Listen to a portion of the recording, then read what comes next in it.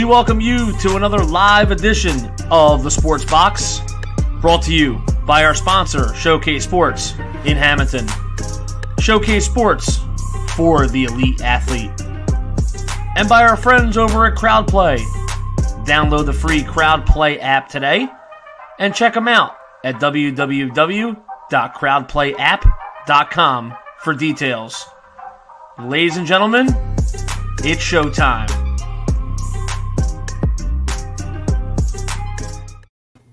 All right, everybody, welcome. It is Friday night, as we all know. Excited, as always, here to talk some sports with you guys.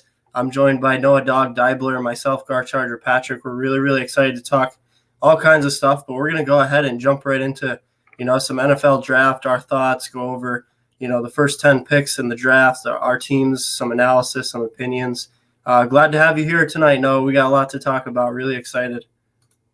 Yeah, I am too. The draft was really fun, man. And, obviously I was there for day 2 of the coverage and all that, but it was a really exciting draft, some surprises. And, I don't know about you. I was pretty happy with our draft, but, we got a lot to get into about that. So, yeah, definitely a really good draft as far as I'm concerned with my Chargers. But, like I said, we will get to them. We will get to my thoughts and why I feel the way I feel. But, let's go ahead. Let's take a look here at the draft. As I said, guys, we're going to go over the first 10 picks in the first round. Kind of the most important picks of the draft as far as, the ones that are followed most closely, the ones that you guys were the most excited for. And, maybe one of your teams was inside that top 10 and hoping that you could get a potential future star. But number 1 on the clock, as we all know, Urban Meyer there in Jacksonville with the Jaguars, his first draft, a team with some talent on it, Noah, but also a team with a lot of holes to fill. There isn't too much analysis for us to go over here because it was pretty set in stone that they were going to be taking Trevor Lawrence out of Clemson. I don't think anybody was shocked, opening night of the draft when that happened. He's seen as the most pro-ready, the quarterback with the highest possibility to be, something like a Pro Bowler, potential All-Pro, potential Hall of Fame quarterback. He is seen as that guy in this draft. And, as I said, none of us were really too shocked by this pick here, Noah. No, not really. I mean, it was kind of one of those unanimous number 1 picks that we seem to get pretty much every year. And to be honest with you, Garth, the surprising thing I saw was that they actually took Travis Etienne later in the draft, obviously on the exact same team and all that. I know they took Walker Little, I believe, in the second round as well. Got my guy Tyson Campbell out of Georgia. So they made some interesting picks. But, like you said, Garth, that team needs so much. Obviously number 1 pick in the draft. You're not a very good team. They got Urban Meyer there. Coming from college to NFL, there's a lot of unknown with that transition. But, yeah, I mean, there's not a lot to say about the actual pick itself. It was pretty unanimous that was going to be the pick. So, yeah, and I'm glad you mentioned something there, Noah. As good as ETN is, I know some people were kind of scratching their heads with that pick, especially Jaguars fans who really like James Robinson there, who's just coming off a phenomenal rookie season. But that wasn't the only – it seems like we had a lot of – former college teammates getting rejoined back here in the NFL. We had Jamar Chase going to the Bengals, which I'll be coming up here in a minute. As you just said, ETN with Trevor Lawrence. There's one more that I feel like I should be remembering right now that I'm not. Jalen Waddle to the Dolphins. Okay, yep. I knew I would remember it as soon as you said it. So, Jalen Waddle there to the Dolphins with two Bama guys. It just seemed like that was kind of the trend in this year's draft. And I guess teams kind of thought that continuity combined with how good of these players, were, maybe that helps impact their offense. And I think that, my opinion here is the Jaguars, I guess, are kind of hoping to put together a great offense. That's kind of, the only reason I see that happening, but still, I don't know. No, I kind of scratched my head with that ETN pick. It's very interesting because, like you said, I thought James Robinson was actually very good for them last year. I believe he was undrafted, and I think he set a record for most rushing yards in a rookie season by an undrafted guy. I mean, this is a guy that had a 1,000-yard rushing season, Garth. I believe he had 7 rushing touchdowns, and he can catch the ball as well. So, I didn't expect both running backs to go in the first round. I thought one might actually slip, but obviously, Steelers took Najee Harris and Jaguars took Etienne, which I thought was very surprising. But, maybe they want to have a nice 1-2 punch there at running back. this is a team, Garth, that, obviously they're not very good. They're not going to make the playoffs or anything. They're probably a 5 or 6 win team. I think they actually have some weapons on that offense. Obviously, you mentioned Robinson. They have Etienne. I'm actually a really big fan of DJ Chark at receiver. Marvin Jones was a big signing for them, but they just have so many problems, Garth. It's going to be interesting to see what that team does. And obviously, like I said, Urban Meyer there, that's a big transition going from college to the NFL. You have guys like Pete Carroll who can do it. And then Nick Saban, I believe he went 7-9 with the Dolphins. He didn't get much of a chance and he was gone. So it's going to be interesting to see, are they going to be patient with Urban Meyer? Because I think there's going to be some growing pains there with that team. Yeah, and I couldn't agree more there with, and also, as I was saying for a while, even despite me having a love-hate relationship with Urban, is the fact that that's a very tough division that he's going into. As you guys all know, me and Noah have talked a ton about the Colts on here. Obviously, the Titans are maybe a few question marks coming into the beginning of the season with them having lost their offensive coordinator. But I don't think that slows them down too much. And then the other team there in the Texans, we don't really know what's going on with them until everything resolves with Deshaun Watson. But, should he stay and still be their starting quarterback, that's another team that, might not be finished first or second, but still is going to make it very competitive. They're going to play, the other three teams tough there. But I want to go ahead and get some comments up here now. We got guys commenting in. John saying that biggest diamond in the rough is Trask, learning behind Brady. He will do good in the future. As you guys all know, Florida Gators fan through and through, Kyle Trask fan, I was really, really happy. I kept, telling Noah, a bunch of our other buddies in sport life, I really, really hope that Kyle Trask goes to a good opportunity. And I think him being there in Tampa with Bruce Arians, learning from Tom Brady, the team that they've put together there, should he take over the reins in 2 or 3 seasons, he's going to be set to do very well, and it's going to be completely on him if he succeeds or not. So, no, I personally – I got to agree here with John. I really like that pickup by them.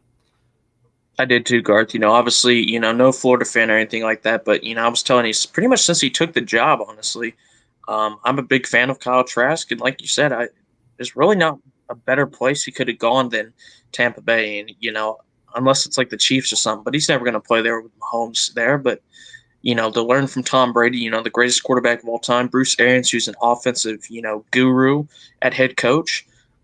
He's not going to be expected to start right away. He's going to sit there for a few years, but potentially if Tom Brady leaves, he could be the successor there. I think he's a very good quarterback.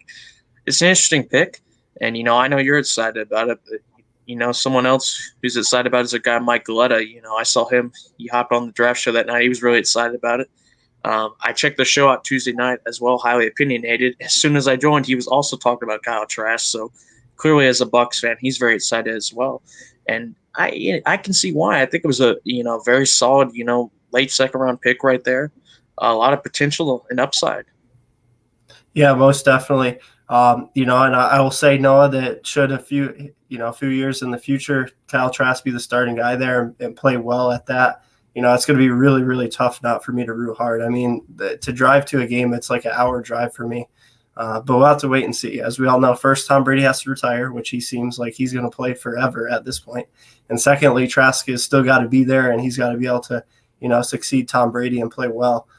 Josh here, our buddy Josh, glad to have you here tonight. As always, man, we love having you guys in here.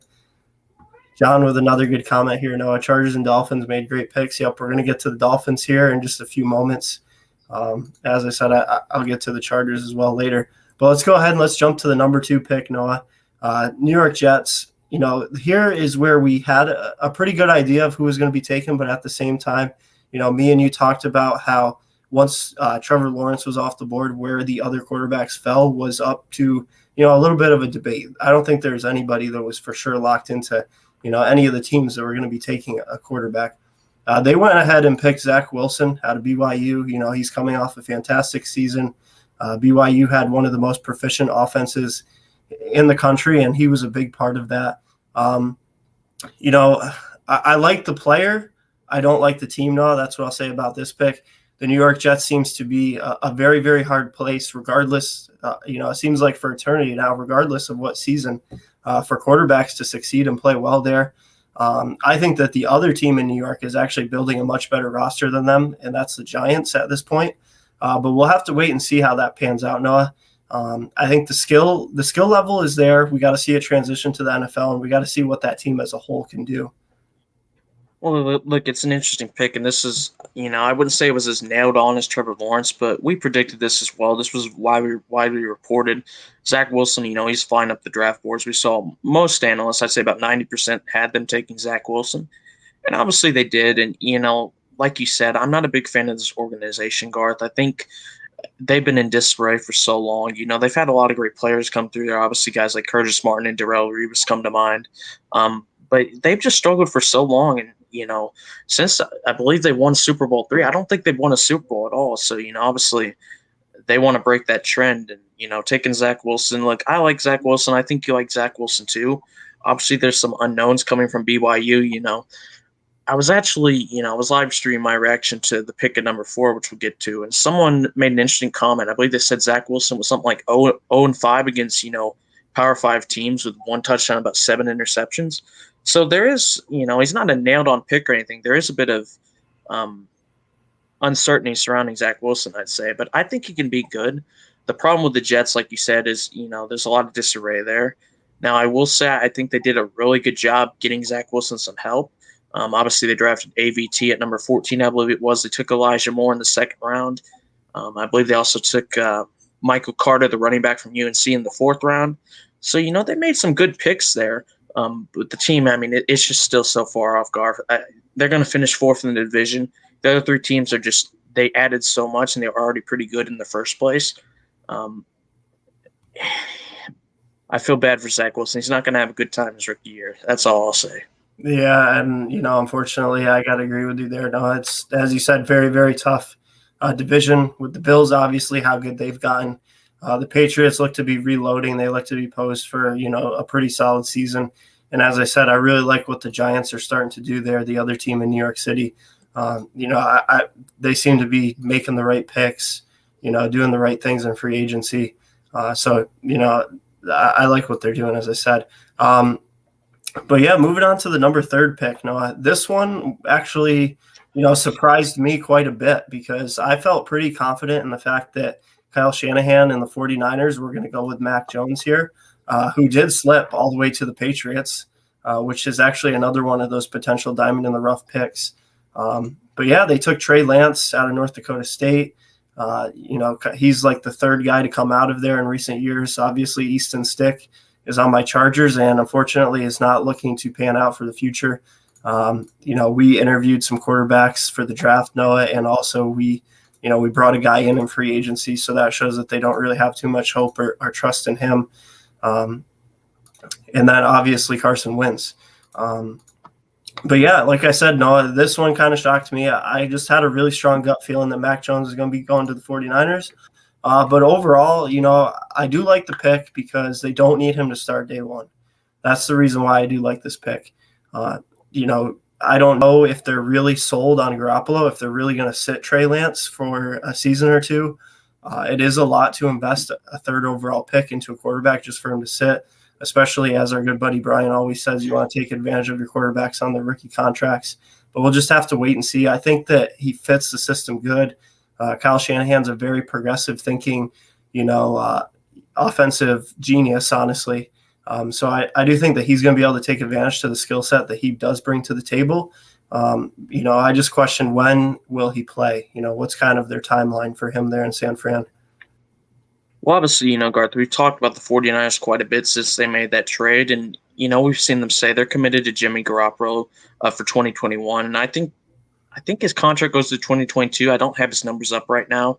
But obviously, he's still going to be the starter there. But like you said, it's a lot to move up. It's a lot to give up to move up for a quarterback like that. And clearly, they wanted Trey Lance from months ago if they gave up that much. But I'll agree with you. I thought it was a bit of a surprising pick. I think, Mac Jones was gaining a lot of steam at that number 3 pick. Obviously, he fell to number 50 at the Patriots, which is a great destination for him, by the way. Fantastic place for him to go. But look, I've said about Trey Lance, I'm not the highest on him. I'm just not really sold on these FCS quarterbacks. I think his potential is off the charts, but he's going to need a lot of coaching. Now, the key thing here, Garth, like you said, Kyle Shanahan is one of the top guys you want to go to if you're a quarterback, because he knows how to get the best out of his players. Obviously he helped Matt Ryan win MVP, go to the Super Bowl. He's made Jim Garoppolo look a lot better than I actually think he is, in my opinion. Not that Jim Garoppolo's bad, but I don't think he's as good as he has been the past few years when Kyle's been there. But I think Kyle Shanahan could do some really good things with Trey Lance. Obviously, it's going to take some time, maybe 2 years. But he's got a lot of potential, Garth. He kind of reminds – I'm not saying the similar players, but his potential reminds me of Josh Allen, to where he has, potential off the charts, but he also has a very low floor. So I think it's going to be very dependent on what Kyle Shanahan can do. And obviously, they made some good picks after that. I know they got Aaron Banks, the guard from Notre Dame. They got Trey Sermon from Ohio State, who I was actually hoping the Falcons might take. But, they're getting some weapons around them. They're not a garbage team, Garth. We've got to remember that this is a team that was only in the Super Bowl 2 years ago. They had the down season last year. I think they had a lot of injuries. I think they could bounce back. Yeah, and I was going to say the same thing there. I think that they were very decimated by injuries last season. They didn't have a lot of depth on the roster. They were kind of playing their second and third string guys most of the season. Obviously, Garoppolo battled with injury. So I do look for them to bounce back. And like I said, we'll have to wait and see what happens with Trey Lance as far as when does he come in. I want to get to some comments here real quickly before we do move on to the next pick. Our buddy Brady tuning in. Hey, Noah. Hey, Garth. Happy Friday. Happy Friday, man. Glad to have you in here. John saying that he doesn't expect him to start this year with Jimmy G still set to make $53 million. Yeah, that's a very good point. Obviously, he is under contract, as Noah said. He is set to make a ton of money, and I don't see Trey Lance starting right off the bat. Unless Jimmy G goes down or, they do make a trade with somebody, which at this point, I don't really know who would be making that trade for Jimmy G and taking on that contract, because I don't know if there's really a team in the league that, needs him that bad for that much money, Noah. David's in here, and he's kind of saying the same thing. No, Jimmy G will be injured by week 3. Unfortunately, that is kind of, a true statement there. Jimmy G does seem to always be battling injury. Yeah. But with that said, we got your Atlanta Falcons at number 4. As we got closer and closer to the draft, this pick kind of got, more set in stone as stuff was starting to come out on who they liked. And, the fact that they're sticking with Matt Ryan, at least for the foreseeable future. And they take Kyle Pitts, my guy, tight end, out of University of Florida, making him the highest drafted tight end ever in the common draft era. And, obviously I'm going to rant and rave and say that I absolutely love this pick because I absolutely love him as a player. I think that he's going to be able to do big things for them. I think that he's just the prototypical NFL tight end that you see guys like George Kittle and Travis Kelce now, where this guy can just run routes like a wide receiver, but has way more size to where he's just a mismatch for literally anybody that's covering him. But I'll let you take it away, Noah, and give more so of an unbiased, Falcons fan pick and what you thought of this. I think they took the best player available, Garth. I think that was their mindset from the very start. Now, I've told you several times, I've told everyone, I wasn't completely sold on them doing this kind of pick. I think we had so many needs. I would have really considered trading down, maybe getting a lot of picks. But it's like I said in the draft show, Terry Fontenot, he got a lot of offers in. And he said he didn't get an offer that he thought was enough for the number 1 pick. So you know what? Fair play. They stuck to their guns. They took a guy they were clearly very high on for months. Obviously, these reports that they want to take Kyle Pitts, they don't come from nowhere. And like I said, I think they did take the best player available. This is a guy who, I'll let you talk about him a bit because obviously he's your guy. But from what I've heard, a lot of people have said if you don't count, guys like Trevor Lawrence and all that, he was the best player in this entire draft. And he was definitely, I'd say, the consensus best skills position player in the draft. When I was watching the draft and I was reacting to it, they had that next gen stats thing from Amazon Pro Services or whatever.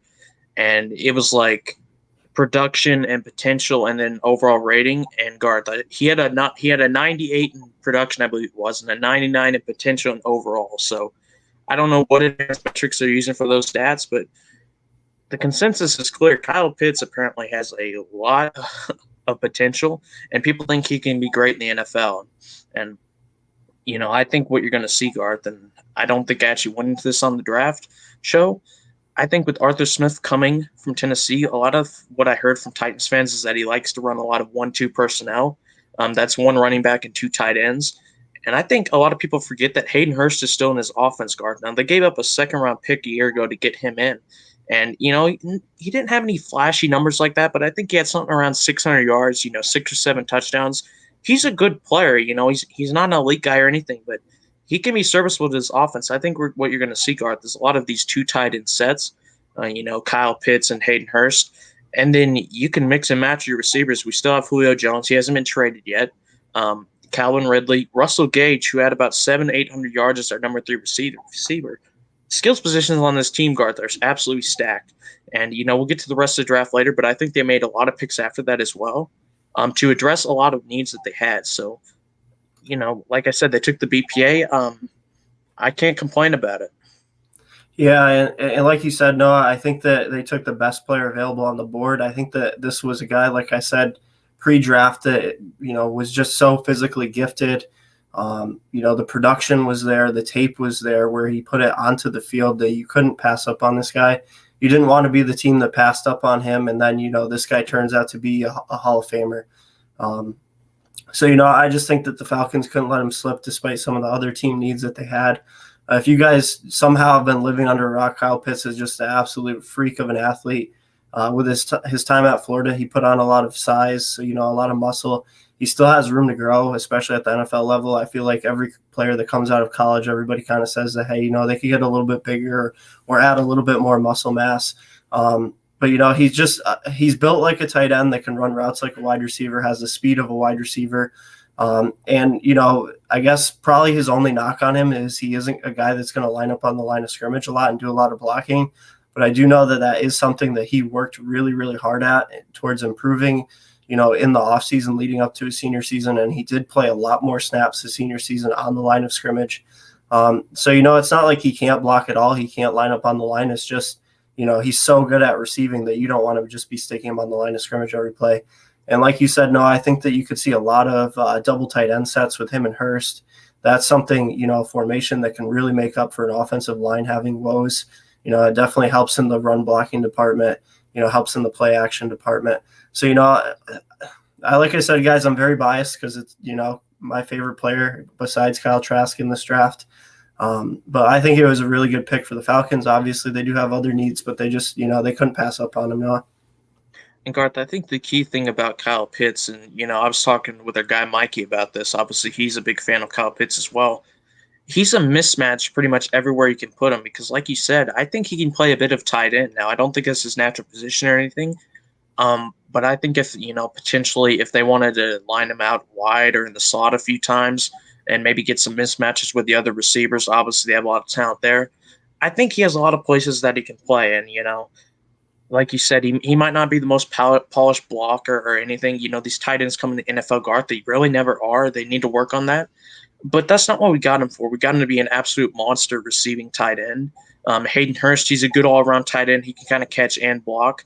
And we also signed Lee Smith, who is pretty much, your prototypical blocking tight end. He really doesn't do anything else. So I'm not too concerned about that. He can develop that part of his game. What you can't teach, Garth, is the fact that this guy is 6'6", 240. He's only 20 years old. He turns 21, I believe, in October or November. So he still has a bit of development he can do. Obviously, he's going to be working hard in the weight room and all that. Just an absolute monster of a player. And, obviously I don't say that lightly because, like you just had to mention he's a Florida Gator. And, funny enough, it's just how karma works for me. I had a joke about him being overrated the whole time he's at Florida. And then he becomes an Atlanta Falcon. I guess that's what I deserve. Yeah, it is kind of funny how, things like that do work out, Noah. I want to get to some comments here. But I will add before I forget, Noah, like you said, one thing that you cannot teach a player is how to be 6'6". You can't. But yeah, let's get to some comments here real quick. John asking, what's the deal with Julio Jones' situation? Yeah, I think the thing, John, it was really tough.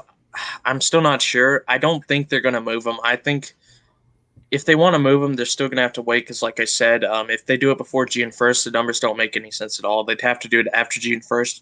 After that, they'd save $15 million in cap. I think the story's kind of died down a bit. After they took Kyle Pitts, I think that was the highest. I said, yeah, they're definitely going to trade him. Now I'm not so sure. Obviously, like I said before, Terry Fontenot, he has no attachment to Julio Jones. He's an incoming GM. He doesn't care that Julio Jones has been here for 10 years. He's just looking at the number side of it, and I can get that now. Emotionally, I'd say, I want him to retire Falcon. I don't want him to play anywhere else, but at the same time, you have to look at it logically. And if they can clear up some cap, potentially get some good value back, I mean, they still have skills positions there, Garth. Calvin Ridley, after Julio got hurt, was still, getting consistent 100-yard games. He showed that number one potential that he has. Obviously took Kyle Pitts. Hayden Hurst is still there. Russell Gage. So I think it's kind of a case of, if they get a good offer, they'll trade him. Cool. And if they don't, that's fine as well because, he's still Julio Jones. So, I mean, we'll see. I don't really care whether he gets moved or not, to be honest. If it happens, it happens. If it doesn't, it doesn't. We'll just have to wait and see. Yeah, and, I can definitely see him, remaining with the Falcons for sure. John also adding that he heard the Pats could be targeting him. I don't really know with the offseason spending that they had, and also I don't feel like, they don't really like to target big-time wide receivers in free agency or trading. Seems like they always kind of go after that guy that's either a little bit past his prime or, maybe teams have given up on. We've seen them, like they got Sanu a season or two ago. They got Josh Gordon after all the issues that he was having. That stint with Antonio Brown that didn't work out. You don't really see them too often going after big name players. So I don't know. I could see him if he were to get dealt. No, I could see him going more so to a team like maybe the Chicago Bears. But that's just my personal thoughts on that. Josh adding, we got to get Garth a Pitts Falcons jersey. I would definitely rock one, Josh. That's for sure. Kyle Pitts, honestly, all the Florida Gators in this year's draft kind of hold a special place in my heart because I kind of feel like I grew up with them, going to all their games 2 seasons ago. And then this past season, unfortunately, I didn't go due to COVID, but I still watched them very closely. So, they kind of do hold a special place in my heart. Pitts, Tony, Trask, all those guys. So I'd rock that jersey. But, yeah, let's go ahead and let's move on to the next pick, Noah, as we've still got a ways to go here. Number 5, as we did mention real quick a little bit earlier, we had Jamar Chase, wide receiver LSU, going to the Bengals. Now, this is one that kind of, got quite a few people fired up, scratching their head. I know you're definitely going to weigh in on this one, Noah, as, I've heard your opinions before on this. They go wide receiver, former teammate of Joe Burrow, so there's some continuity there. Obviously, the skill level for Chase is very, very good. He, in a lot of people's mind, was actually the number 1 wide receiver in this class, and if he wasn't, he was definitely top 3. But, man, no, I can't believe they did not go Penei Sewell here. I thought for sure it was locked in. Penei Sewell, build up the line, get some blocking for poor Joe Burrow. Garth, it's really tough. Before I get into this, I just want to say anything I say is not a detriment or, a knock against Jamar Chase because I think he's a fantastic player. I think he probably will be the best wide receiver from this class, in my opinion. I think his potential is just absolutely off the charts. But in my opinion, and it's like John says there, I honestly think they messed it up, Garth. Now I think their reasoning was, and they did need a wide receiver. I'm not saying they didn't. I think they wanted another guy there to go with, obviously guys like Tyler Boyd and T. Higgins, who I thought was a bit of a surprise last year, had about 800 receiving yards, came out of nowhere. But like you said, Garth, they need to fix up the line. They got Jonah Williams 2 years ago, first-round pick out of Alabama, I believe it was, but they needed more help, Garth. The offensive line was not good last year. Joe Burrow obviously got hit a lot. It was the reason he got hurt. I believe they were playing Washington. About 3, defenders just broke through instantly. I think one of them was Chase Young, and he just gets absolutely smashed. Obviously, he's out for the year with that injury. I think they need to fix the offensive line. And, like John says there, I think Penei Sewell was a great pick for them. Like I said, I'm not saying nothing against Jamar Chase. He's a fantastic player. But in my opinion, I think they messed this up because I think they really need to address the offensive line early and, often. And if I just want to look at the draft class real quick and see, who they drafted past this. And, they got at Jackson Carman, a tackle in the 2nd round. They got a 4th-round tackle as well, a 6th-round center. Trey Hill, actually, from the University of Georgia. But I don't know, Garth. That is it's a very interesting decision. You're relying on some mid to late draft picks to get on your offensive line and produce right away. It's a risk. That's all I'll say. I'm not going to say it's a garbage pick or anything because it's not. I think he's a great player, but it's definitely a risky pick. I'll say that. Yeah, how much leading into free agency, Noah, and the draft, they're in a very similar position to my Chargers. They had this great young sensational quarterback. He was going to be returning to play again this season. I will say that they probably didn't have quite as good of skill position as the Chargers did. But their offensive line definitely was, on par with how bad the Chargers were. Except they've done absolutely nothing to really make an impact, at least day one. Like you said, they're kind of counting on these mid to late round draft picks to make immediate impacts. Whereas, my Chargers obviously addressed it in both free agency and the draft, which I'll get, later on. I'll get into that with who we took. But, my heart goes out to Joe Burrow because they're not doing much to make his life easier. It doesn't matter how good your wide receivers are. If you have people hitting you constantly, we all saw how that went with guys like Andrew Luck. It's just not a recipe for success. And as I always say on here, the line of scrimmages outside of the quarterback are the two, most important skill groups or position groups rather in the league as far as I'm concerned. So like you said, no, nothing against Jamar Chase. I think he's a phenomenal talent. I think he's going to be a great wide receiver in the NFL. I just think that they definitely need to go O-line, and they should not have passed up on Sewell. And I think something I said at some point, Garth, in one of the groups I posted, I think I said something. Jamar Chase is going to look fantastic when his quarterback is sideways 100 times this year. He's going to be a great player. I think Joe Burrow, obviously, I'm really high on him. Everyone knows that. But if they can't protect him, Garth, what kind of impact is he going to have? It's going to be very interesting to see. I love Joe Burrow. I think you do too. I don't want to see him get his career wasted by a terrible offensive line, so I hope they can give him a little more protection this year than they did last. But, we'll see. He's got another weapon to throw to at least.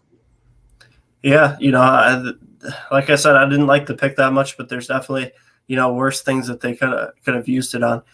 John saying that they went wide receiver first round because they're dead last in the deep ball play. Take that with a grain of salt, John, honestly, because one thing, yes, you can put some of the blame on the wide receivers, but one, as we all said, that offensive line was absolutely terrible. Secondly, Joe Burrow didn't even get to play the whole season because we all know he went down with injury. And obviously the quarterback play behind him was not phenomenal. So I wouldn't put that too much on the wide receiver play or the skill groups, skill position players in general. But yeah, it may help with that, but that's not the end all be all either. And, this is an interesting comment by John Garth. I just want to add to it real quick before we get to the next pick. Obviously he's right. I do think they needed a wide receiver, but like you said there, Garth, how many deep routes can you run if your offensive line is terrible? I remember, I believe it was the second game of the season for the Bengals. Joe Burrow had about 60 pass attempts, and yet he had like barely over 300 yards, I think it was. These were, very short completions he was having to throw. And that's the offense they had to run because their offensive line was so terrible. So, yes, I agree. Getting a fantastic, rookie receiver like Jamar Chase can help with some of their deep play. But if they can't block it, it's not going to help their play calling or anything like that. It's a risk, I'd say. But, maybe it'll pay off for them. Maybe some of those, mid to late draft picks will help them out. And they got a great receiver. I'm just not too sure about it. That's all I'll say. Yeah, and, we'll move on to the next pick here. Number 6, Miami Dolphins. I definitely, as the pieces were falling here leading up to this pick, I had a pretty good feeling, Noah, that they were going to be going wide receiver, and it was going to be one of the two guys out of Alabama. I just, I wasn't for sure which one specifically they were going to take. As we know, they did end up going Jalen Waddle here. I think that, he was slightly put ahead of Devontae Smith. I feel like people probably thought that he was a little bit more NFL ready. He was the number one guy there at Alabama till he went down with that injury. So, I think that they would have been happy with either guy. They just like Jalen Waddle a little bit more. This pick isn't too flashy. Like I said, I saw it coming for me. I wasn't shocked by any means.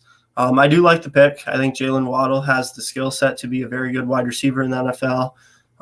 He actually has a very, very similar skill set to his teammate, Devontae Smith. And the Dolphins are doing a phenomenal job, Noah. They're coming off a phenomenal season. They had a phenomenal defense. They just seem to keep adding to this offense and the team as a whole. We can't say enough about the direction that this team is headed. Flores doing a great job there.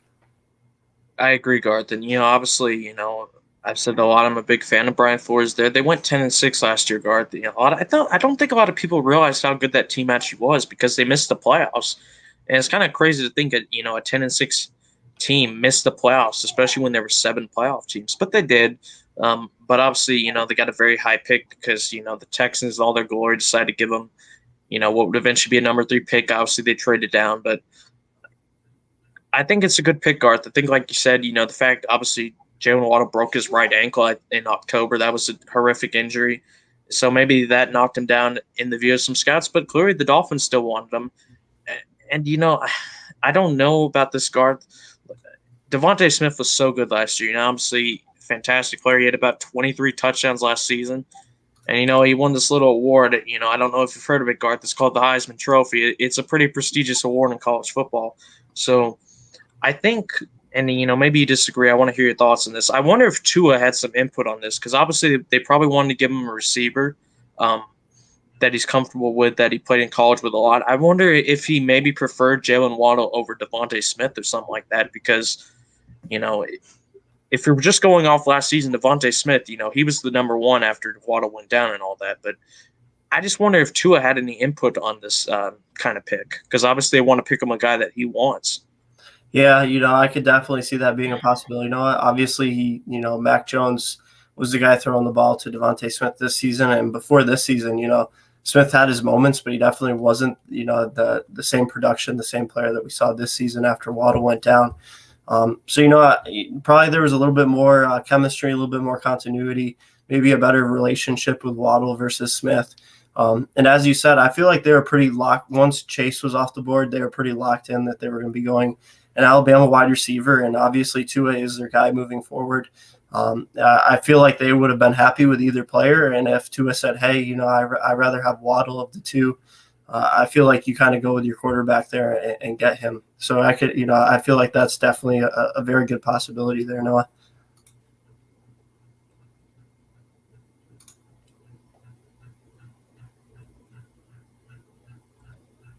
Okay, Garth, David says Saban said he's never seen a wide receiver create separation the way Waddle does. And I think that's one of the best things about Waddle. I've heard he's a very explosive receiver. Obviously Devontae Smith, he put up all those crazy numbers, but I think the Dolphins probably think that maybe Jalen Waddle has a lot more potential than Devontae Smith does. And obviously we'll get to Devontae Smith a little bit later, but it's definitely not a bad pick, Garth. I think it's actually one that we had in our mock draft. We were torn between Chase and Smith, and we settled on Waddle, and they did it. So clearly they think he's a great player as well. Yeah, I remember seeing that comment there by Nick Saban that I believe David's referencing, and he was talking about how when he's recruiting players and wide receivers specifically, he likes to watch for guys, their foot movement, how good they are at creating separation. Something that my guy Keenan Allen does very, very good. It's an incredible trait to have as a wide receiver. When you have really quick feet, you have a really good change of direction speed. NFL cornerbacks are really, really good. And if you're really good at creating separation, that makes your job as a wide receiver and your quarterback's job much easier. Because the more separation you can create, obviously they don't have to be quite as accurate with their ball placement. But yeah, like I said, no, I definitely saw Alabama wide receiver going to the Dolphins at 6. We were just a little bit torn between exactly which one they were going to take. And as you said, maybe Tua, had some input there. Moving on to number 7, we have the Detroit Lions. I feel like at least the night of the draft, once we got to this spot, I really wasn't sure what they were going to do here. Obviously, Sewell was still on the board. I knew he wasn't going to free fall and drop really, really far, but also I wasn't counting on the Lions to for sure take him because they're a team that does have a lot of needs across the board. They're a team that with Jared Goff at quarterback, they probably were hoping to get him some offensive weapons, but obviously offensive line could be just as important for them. And they do go ahead and take Penei Sewell, offensive tackle, Oregon. The consensus number 1 tackle in the draft. Noah, they get a big body up there to play left tackle, to be a day 1 starter and hopefully add some protection for Jared Goff. Here's another one, much like the Jets. I really, really like the player. I really wanted us to get him. I don't like the organization. I don't like the team and, what they do there. Nothing against them. I just don't think they're very well run, as we've all seen the Detroit Lions year in, year out aren't the greatest team and kind of waste away elite talent, it seems like. But I wish the best for Sewell. I don't root for the Lions to do bad. I just don't know how this pick is going to pan out because I think it's going to be a very good player stuck on a very bad team. It's an interesting one, Garth. Obviously, that organization, it's been so poor for so long. In my opinion, I think it's actually the worst organization in all of North American professional sports. But, that's just my opinion. I think for the actual pick, Garth, I think it's one of the best picks of the entire first round, along with the guy that your Chargers took at number 13, which we'll get to later. These are the non-sexy picks, Garth, the offensive linemen. It's all about the quarterbacks, all about the wide receivers. When you get a guy like this, who you could argue probably slipped a few picks. I don't think a lot of people thought he would be there at 7. You get a fantastic offensive tackle to add to your team. He's only, a 20-year-old guy. He can be on your offensive line if he's very good for, well over a decade. And, you've got a new quarterback in there with Jared Goff. He's got an absolute mammoth up there, to be honest, Garth, to help protect him on that offensive line. This is a guy that's 6'6", 325 pounds. David says, this pick may have been the start of a new culture change. Dan Campbell spends some time under Peyton. Hopefully they make a change. And I think that's key as well because, obviously, I don't know about you, Garth. I actually like Dan Campbell. I think when he was an interim a few years ago, I believe it was with the Dolphins, actually, I thought he did a pretty good job. And, I'm glad they got Matt Patricia out there. I think he was absolutely horrific hire by them. But I think Dan Campbell, like David says there, he's showing a sign of his culture. He's getting, a big lug in there on the offensive line. He's probably going to work his butt off to show that pick is worth it. Protects Jared Goff. I think the Lions have made a lot of terrible moves, but here I think that got an absolute steal of a player at number 7. Yeah, definitely. All bias aside towards the organization, A+ pick by them. Obviously, as I said, Sewell was the consensus number 1 offensive tackle in the draft. Left tackle, obviously, being one of the most important positions in the whole league, and your left tackle being the most important on the offensive line. So they're getting this big, huge body, as you said, a guy who plays very physical, is good in both the pass and the run block. And he's going to be blocking for Jared Goff, and potentially they might take somebody in next year's draft. I know there's already mocks out for next year, which I don't want to talk too much about because we're way too far out. But I do know that they have the Lions mocked to take a quarterback next year, which wouldn't surprise me. But yeah, he's definitely going to impact the team in a positive way. Hopefully, for the sake of Lions fans, there is some culture change there under Dan Campbell. Those Lions fans have suffered as bad as most organizations, and they deserve some winning for sure. Nothing against them. But moving on to number 8, Noah, Carolina Panthers. Now this is one, that, like I've said previously, they kind of made me scratch my head here. I really like the player, J.C. Horn, cornerback, South Carolina. I really, really like the player. I liked his play style. He's one of the bigger-bodied cornerbacks in this draft. I just feel like they really, really reached here. Now, I don't think they needed to take him that high. I feel like Patrick Surtain was the only cornerback in the draft that was going to go anywhere around the top 15. And I don't know if that's their greatest position of need. Obviously, cornerbacks are very, very important in this league with passing, being the end-all, be-all with offensive schemes. But, I like the player. I think the pick was a reach, though, is my take on that one, Noah. It's an interesting pick, Garth. And like you said, nothing against J.C. Horn. I think he can be, a very good cornerback in this draft. And, when I was on the draft show, I think Brian made a very interesting point. A lot of times – months in advance, these guys kind of lock in on one guy and they focused on him instead of looking at others.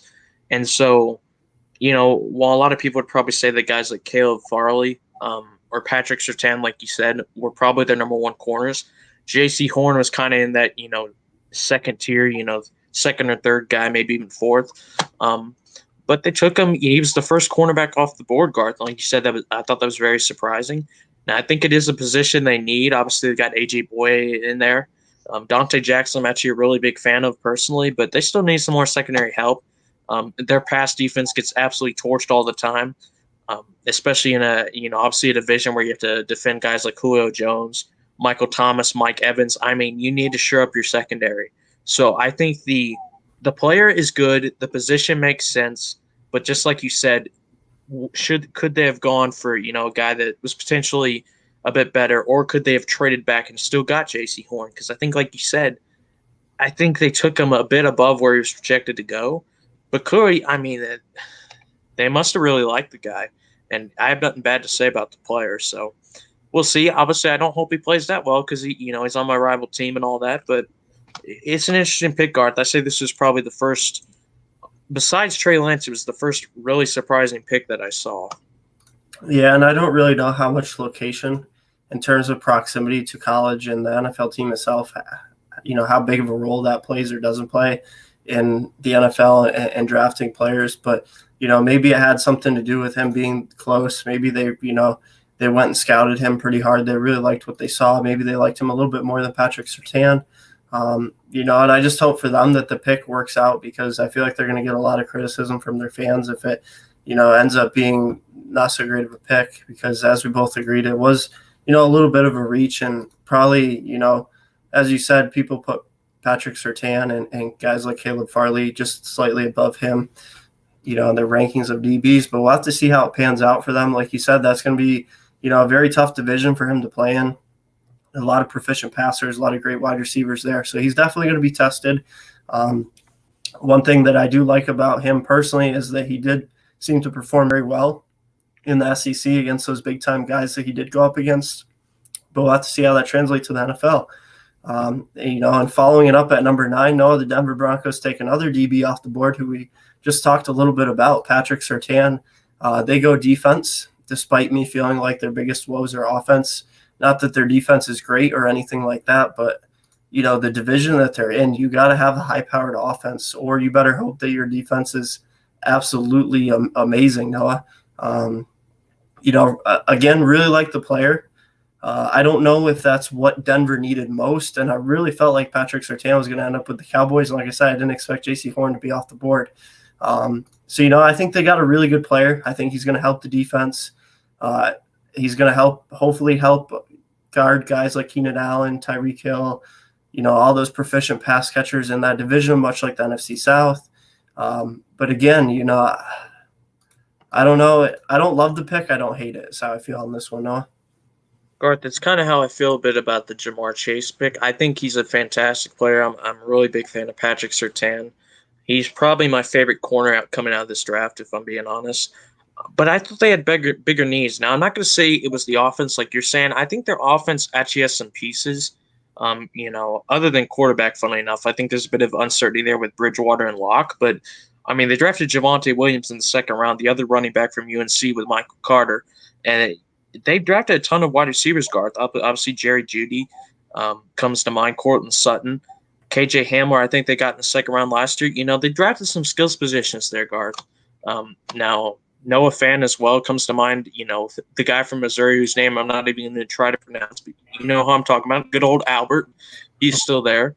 Could have potentially drafted a tackle, which is actually what I had him taking in my mock. I had taken Rashawn Slater. But when I'm looking at this team, Garth, I'm looking at the linebacker position. And, sure, they've got Bradley Chubb and Von Miller in there, but these are outside linebackers. They got Josie Jewell in the middle. Other than that, a bunch of guys that, let's be honest, they're pretty much nobodies. I thought they were honestly going to take Micah Parsons, Garth, and that's what I heard a lot of our Bronco friends and the Sport Life group say when I made that. I had them taking Rashawn Slater. They said if Micah Parsons is still there, they're going to take him. And turns out they took none of them because they took Patrick Surtain. So the thing is, Garth, I think the important thing for the Denver Broncos, John Elway is no longer the GM. I don't remember what his official position is now, but apparently he's no longer making those decisions. I think that's evident because they actually made a good pick. But like you said, I was wondering if there was anyone there that they might have wanted a little bit more, like a Micah Parsons.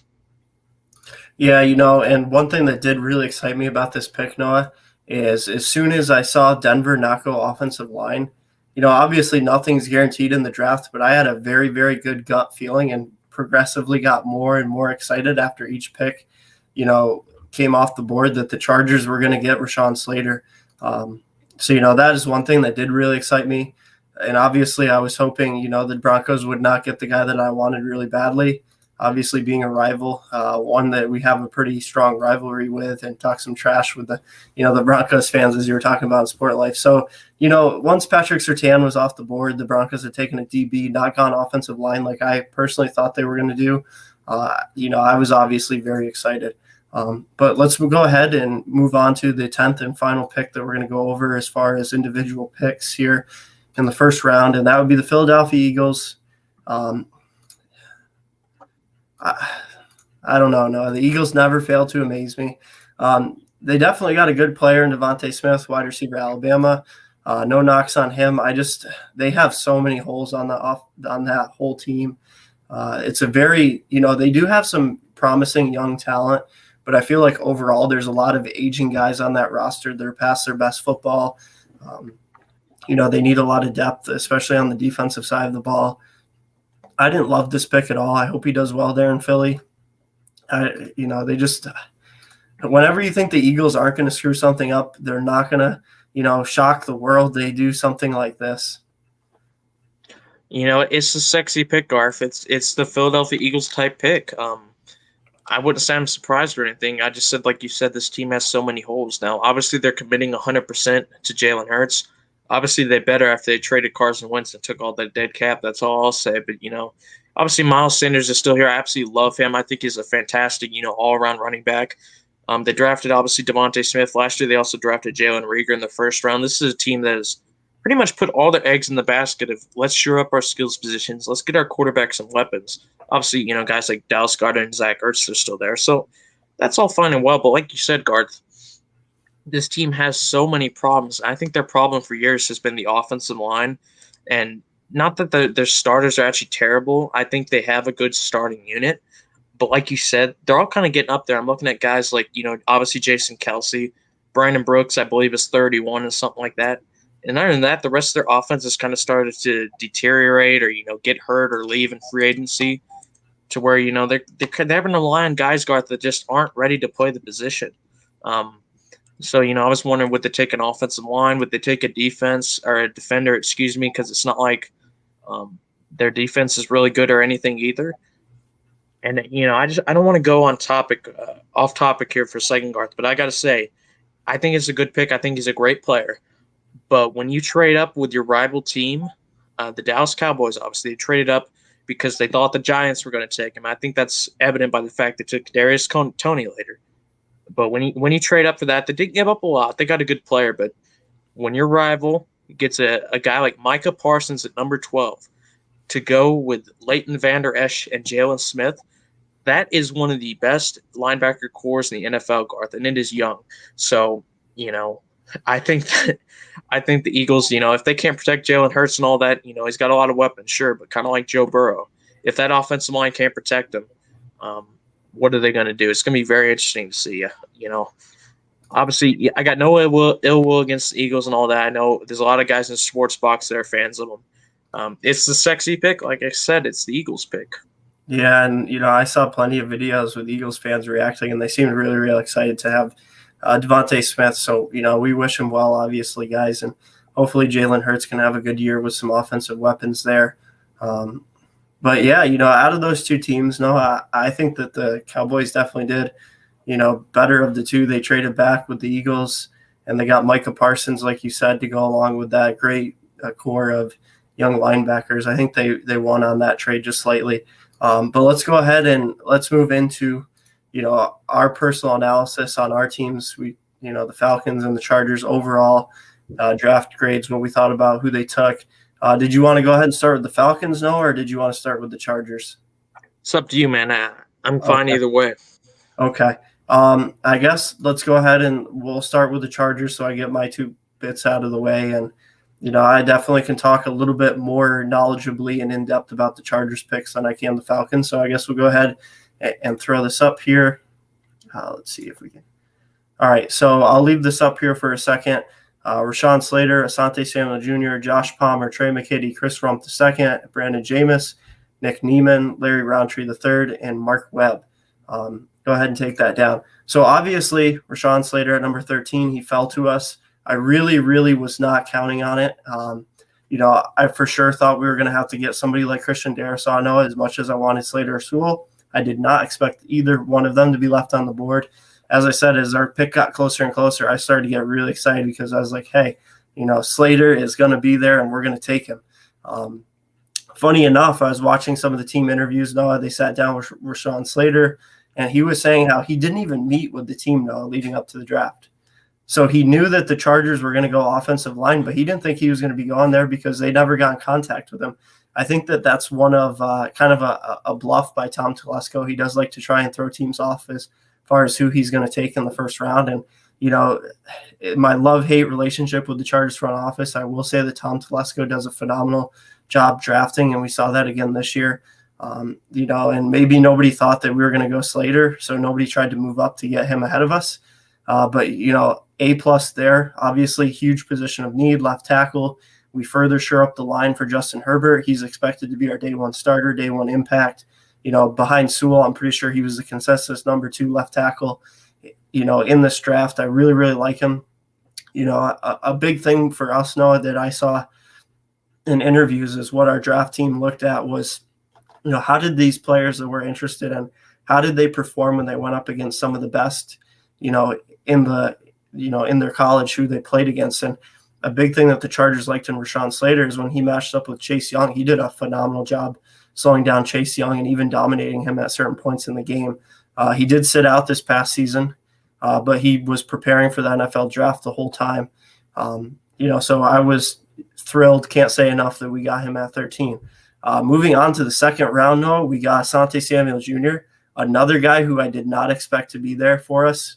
Another pick that got me really hyped up, not going to lie.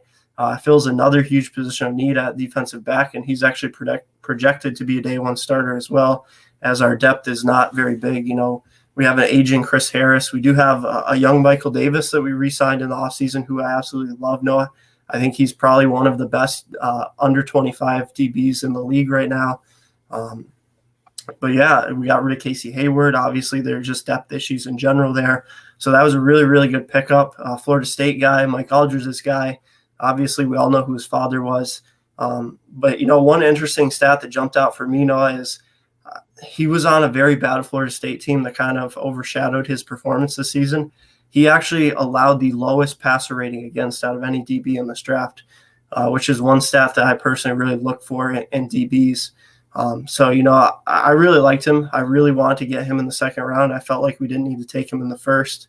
I didn't think we were going DB in the first. I thought we were going line. So I really, really like that pick, Noah. Moving on to the third round, that's kind of where I had, at first I did not like the pick at all. We went Joshua Palmer, wide receiver out of Tennessee. I took the time to study him, Noah, watch some film, watch some, draft analysts go over the pick. And, I completely did a 180 on my opinion. I really, really like this pick. I really like what I see out of him on tape. He's very good at creating separation. He's very good at tracking the ball. He is a little bit on the raw side. He does need to develop a little bit more. I don't think he's going to be a day one star or anything like that. But then again, this is a third round pick. It's not like we spent a first on this guy. He wasn't really on a lot of teams' radar. It wasn't a guy I saw mentioned a lot leading up to the draft. But like I said, watching his film, watching experts' opinions on him, I do really, really like the pick. Adds to an absolutely loaded wide receiver room. Now we have Jalen Guyton, obviously Keenan Allen and Mike Williams, now him, Jared Cook. We're just stacking up the poker chips for Justin Herbert there in LA. So I really, really like that. Now in the fourth, and I want you to put some input on this one as you do know him much better than I do. We get tight end out of Georgia, Trey McKitty. I will say I really like the pick. We did need to go tight end at some point. At first, I was really hoping for, and the name is escaping me now. There was a tight end out of Boston College that I really liked. Also, Pat Freiermuth out of Penn State, obviously. Those are two guys that I liked there. But we did end up going Trey McKitty, as I said, tight end, University of Georgia. From what I saw, Noah, and correct me if I'm wrong, like I was telling you the other day, I feel like he can be, kind of a good scheme fit for us. I feel like he has really good size. He does have playmaking abilities. I feel like, obviously you guys had some QB woes there, so he wasn't, in the best passing, system he could be until JT Daniels took over. But, you guys really didn't need to throw the ball to him a lot. That wasn't really, like the main focus of your offense. I feel like he has the potential to be good for us. Really, we just needed him as a depth piece, though. And, guys like Jared Cook can mentor him, and maybe he'll be our guy down the road. But, I definitely like the pick. I didn't think it was a bad pick by us by any means, no. Well, first obviously, I'll talk about McKitty, and then I can go over the others. Garth, I think this is a pick for pure potential. I really like McKitty. Obviously we got him as a graduate transfer from Florida State. Corey, you guys, you have a thing for these Florida State guys. It's kind of interesting. But, yeah, last year for us, he only had 6 catches for 108 yards. He didn't really play that much. He started, I believe, a few games, Garth. But, we don't really use our tight ends as a focal point of our offense. What I will say, Garth, this is a guy that is 6'5" and 245, similar size to a guy like Kyle Pitts. It's purely a potential pick, in my opinion. He's not going to be an impact player for you guys right away. But like I said, you can't teach a guy to be 6'5", 245, Garth. And Georgia is a team that really prides itself on blocking as a tight end. And I think he has a lot of skill set here to be a very good all-around tight end. I think he has a high potential, but obviously, like I said, even if you go back to Florida State guy, this isn't a guy that's going to have these off-the-chart numbers. But what I think you are getting is you're getting a very hard worker. You're getting a solid all-around player who just he's raw, Garth. He has a lot of potential, but it really could work out for you guys. And I think when you look at your draft, Garth, I mean, after you get those first 2 players who just, in my opinion, completely fell to where you are, I mean, what can you say? Those 2 picks are just phenomenal, Garth. I mean, they're just way below where people project them. We saw obviously Rashawn Slater consistently mocked in the top 10. You saw Asante Samuel, Garth, consistently mocked in the first round. He dropped to 47 overall, I believe it was, Garth, something like that. That's just insane. I mean, you got 2 guys, one was, potential mocked top 10 tackle for a team that needs offensive line help. You needed a DB after you let guys like obviously Casey Hayward and Desmond King go. You get a first round grade a first round graded guy there. You get another wide receiver in Josh Palmer, who, like you said, I think he has a lot of potential as well. He just played on a terrible team, Garth, that was completely in disarray. Obviously, they fired Jeremy Pruitt and all that, but he's a deep threat potential guy, Garth, in my opinion. And obviously, you got Keenan Allen, who's just a stereotypical complete all around receiver. Mike Williams and Jalen Guyton are absolute deep threats. You had another guy in there who can kind of do a little bit of everything. He doesn't have to be, relied on heavily. He can still have a lot of potential there. And then you get, another tight end in there. I think the main thing you've got to look at here, Garth, the key thing for me, they completely 100% committed to getting Justin Herbert the help that he did not have last year. They got a mammoth on the offensive line. They got a DB to help sort out the defense a bit, because you got to remember, Garth, I don't have to tell you this. I'm telling the audience this. Your team it's not like they went 4-12 or anything. They went 7-9. And that was with them just off the top of my head. I know they blew a game against the Chiefs in week 2 where they had a massive lead. They lost that game because their defense couldn't hold it. They lost the game to the Denver Broncos on the last, not exaggeration, the literal last play of the game. They gave up a touchdown and lost the game. And then they lost the game against the Saints where their kicker missed a game-winning field goal. I'm sure you can think of a few more, Garth. That's just off the top of my head. I'm not even a Chargers fan. That's 3 games right there. You could have easily won if you just had a little bit more. You're 10-6. You could have been in the playoffs. And I'm sure you can think of some more examples. You guys are a good team. And in my opinion, you nailed the draft. And I think you guys are going to be a playoff team. And I'm not just saying that to hype you up. I think it's true. I think this team has a lot of potential. I think their top 2 picks just phenomenal. They nailed it the rest of the way, in my opinion. I don't know what you're going to give them, but I'd probably give them an A or an A+, to be honest with you. I think they absolutely nailed it, Garth. Yeah, like you said, no, first 2 rounds, I was absolutely ecstatic. Neither one of those players were projected to be available for us in both. Great players, scheme fits. They, big positions of needs. So, I can't say enough about that. And then, the other thing that I really liked out of the Asante Samuel pick, other than obviously him being a good player, is this is a former teammate with a guy that we all know in Derwin James. So, there's a lot of continuity. These guys have played with each other before. They're really good friends. I know they're going back and forth on social media. They're really excited to work together and play in that secondary. So I think that, that could be a big factor in driving both of these guys to play better, feed off of one another. And it's going to be hopefully a huge boost for, our secondary that I think is very talented, has a lot of potential. I'm just a little bit worried with, injuries now because the depth isn't there. But obviously that's nothing that neither one of us can control. One thing that I'll add, as you kind of gave your analysis on Trey McKitty there, is what we needed most out of a tight end was hands down a blocking tight end. So even if, he never really becomes a huge receiving threat for us, if he can block, that would make me incredibly happy, because Jared Cook has never been known for his blocking, and we're not going to have him for, we might only have him for this one season on that 1-year contract. Donald Parham, he's more of a receiving guy, just like, Jared Cook is. And then other than that, we don't really have anybody else on the roster that, at least as of now, really jumps out. So if he can be an impact blocker, Noah, and as you said, that's definitely something that he did do well in college, and, he was taught well to be a good blocking tight end, that's going to have a huge, huge impact for us. But moving on to this next pick, Noah, after I checked this guy out, I watched the film, I looked at the numbers, I read different analysts, rating for this pick. It's this guy right here, Chris Rumph, defensive end out of University of Duke. Man, I love this pick, especially where we're at in the draft. This dude is like a huge potential sleeper, Noah. I watched this guy's film. He is phenomenal at getting after the quarterback. He fits our system really good. Nothing's been set in stone yet, but I do believe Brandon Staley's going to be switching us to a 3-4. So that outside linebacker / weak defensive end that can get after the quarterback, is really, really a huge, huge position in his scheme. And he definitely fits that role. He might not be a day one starter because we do have, obviously Joey Bosa. We have a guy in Uchenzu Nwosu that a lot of Charger fans really, really like, who's poised to have a breakout season. But, I really, really like this guy, Noah. And as I was saying in the chat the other day, over the past 2 seasons, he was all ACC. And not only that, he literally led the country in pass win rate percentage and QB pressure percentage.